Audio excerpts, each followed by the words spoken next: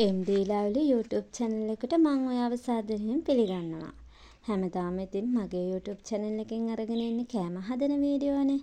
හැබැයි ඉතින් ඔන්න අද ඉඳන් නම් කෑම හදන වීඩියෝ අරන් ඉන්නේ නැහැ. මම අරන් ඉන්නේ ශ්‍රී ලංකාවේ ඉතිහාසයේ විශේෂ වැදගත් සිදුවීම් තමයි.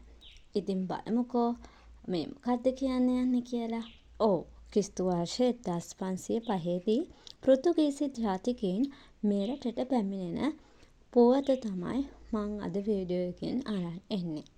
ලොරෙන්සෝ ද අල්මේදා කියන පෘතුගීසි නායකයා මුලින්ම ගාලුවරායට පැමිණෙනවා. ඒ වෙන විට මෙරට රජකම් කරේ 7 වන පරාක්‍රමබාහු රජතුමා හෙවත් 8 වන වීර පරාක්‍රමබාහු රජතුමා. එතුමා මේ කාලේ රජකම් කරන විට පෘතුගීසීන් මෙරටට පැමිණුණා. ඉතින් මේ කාලේ වන විට ලංකාවේ ස්වයංපෝෂිත කෘෂිකාර්මික ආර්ථික රටාවක් තමයි පැවතුනේ.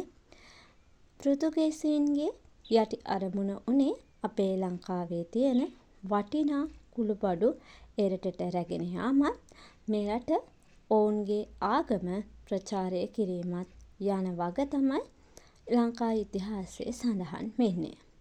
ඉතින් මේ වගේ වීඩියෝ නැවතත් මම නුඹලාට අරන් මෙන්නම්.